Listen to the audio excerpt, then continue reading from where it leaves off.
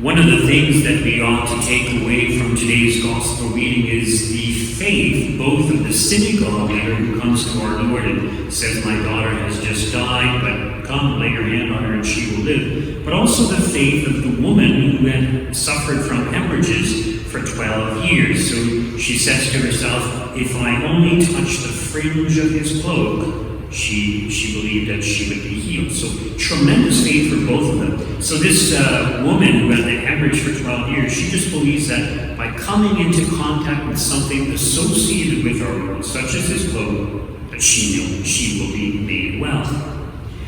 If this is the case, if such minimal contact with our Lord is able to bring about such wonderful things as being totally healed of her hemorrhage, imagine for us who don't touch the cloak of our Lord, but actually receive him into ourselves. In other words, our union with our Lord is far greater. But the problem is we sometimes lack faith. It's interesting that in this gospel reading, the young girl who had died, she was 12 years old, and also the woman who had suffered from hemorrhages, it was for 12 years. And today we celebrate the feast of Saint Maria Goretti. And she died just as she was turning 12, so she was around 12 years old. So just the coincidence of those numbers. Anyways, I wanted to say a few words about Saint Maria Goretti. She died in 1902, and she lived in Italy with her family, and her family was not well off. And they had to move because of their poor condition, and they actually had to share a place with another family, and both of these families worked on a farm together, so they had interactions with this other family, the Serenellis. And the Serenellis had a child, a young adult. He was 18 years old, Alessandro Serenelli. And he had the habit of locking himself in his room and looking at impure pictures. Now, this was back in 1902, so whatever pictures he may have, it was very tame compared to what's available today. And young children can access pornography very easily today. So anyways, he was exposed to this pornography, and he probably,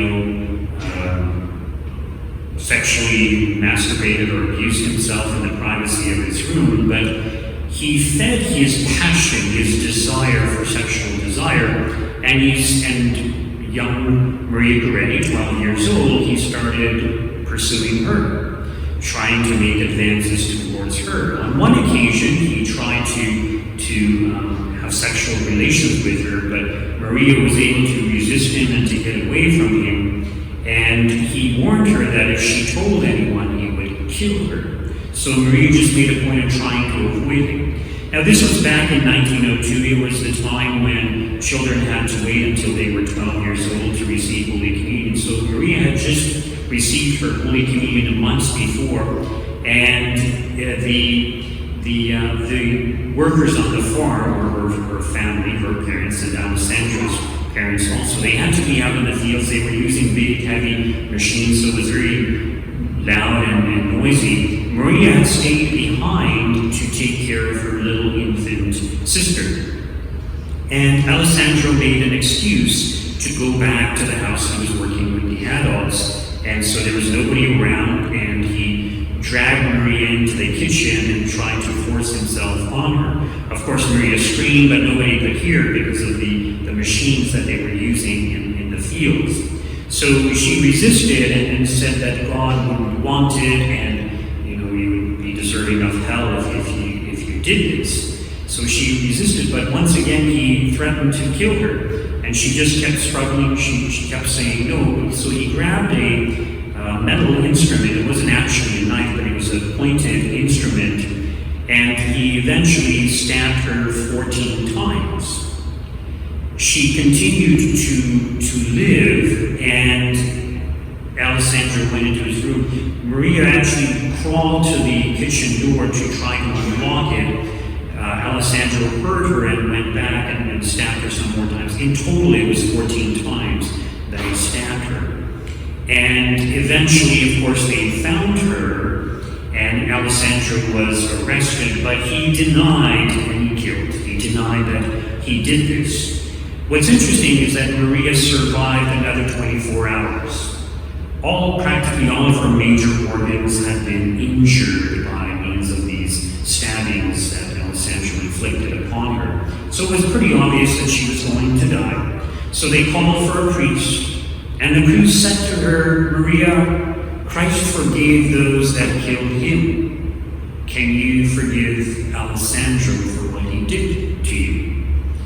And she said, "Yes, I forgive him with all my heart, and I want him to be with me in heaven." So not only did she forgive him, but she wanted Alessandro with her in heaven. And she kept repeating this and even nodding her head, "Yes, I want him with me in heaven." So she was so insistent that he be with her in heaven, and so willing and ready to forgive. And think of ourselves when someone offends us or hurts us, how sometimes we get angry, sometimes we have a hard time forgiving. So Maria is an example to us of forgiveness. And recall that she had been avoiding Alessandro all this time. In other words, she didn't like him. She didn't like his advances. So in other words, Alessandro was her enemy. But she forgave her enemy for what he did. Before she died, the bruises on her body indicated the tremendous struggle that she had put up. So in other words, when you struggle with someone, you're not going to get the bruises right away, but as time progressed, the bruises appeared, indicating the tremendous struggle that she put forth to preserve her sanctity, her purity for the sake of Christ, knowing that this is what Christ would want. But also, not just for her own sake, but also for Alessandro. God wouldn't want this. He will end up in hell. So Alessandro was convicted, he was arrested, he was sentenced to 30 years in prison. And for a very long period of time, he was unrepentant and he was violent, he didn't get along with anybody, he was very miserable. Up until he had a dream or a vision in which he saw Maria Goretti. And he saw her in a beautiful field of flowers coming towards him. And she had flowers with her, and she handed the flowers to Alessandro one by one. And there were 14 flowers, one for each stem. And by means of this dream, or this vision, probably a vision, Alessandro understood that she had indeed forgiven him. And when he understood this, he was able to forgive himself, to turn to God, to seek repentance, and he became a better man.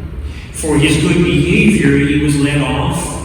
He was let out of prison a few years early. I believe he spent 27 years in prison. And he was so repentant of his sin that he said, some crimes, some sins can never be made up for. And one of the first things that he did when he came out of prison was to go to the mother of Maria Goretti to apologize to her, and the mother also forgave him. And in fact, Maria's sibling, her sister, her little infant sister that she was taking care of when she was killed, she grew up and became a religious nun and actually took the name Alessandro as her religious name, or part of her religious name, also indicating that she too forgave Alessandro. So in other words, a lot of forgiveness here. And Alessandro was extremely repentant. When he had come out of prison, he associated himself with a Capuchin monastery. He didn't feel worthy to join it, but he helped out, and he was kind of a lay assistant and did a lot of works. And shortly before his death, he wrote something warning people of the dangers of pornography. That when people look at pornography, they can easily become addicted, their passions become aroused, they become more and more selfish, less concerned, less caring about others, and capable of committing horrible crimes, rape, and even murder. Very often, when we've heard of young children being raped and murdered, it's almost always associated with pornography. So pornography is extremely bad, and what's unfortunate is that the government or society allows pornography, and it's present on primetime television. I don't watch TV, I don't really know, but people tell me.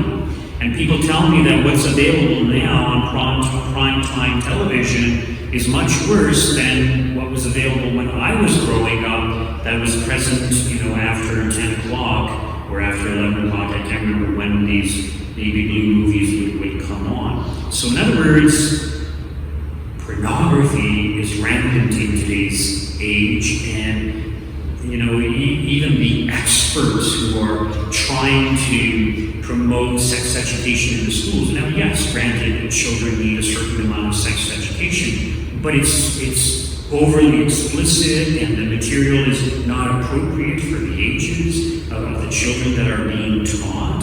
So it's kind of like they're sexualizing our children at a very young age. And why are they doing this? So ultimately we can say the devil is behind it, but yeah, some people seem to have an agenda and seem fixated on sexuality.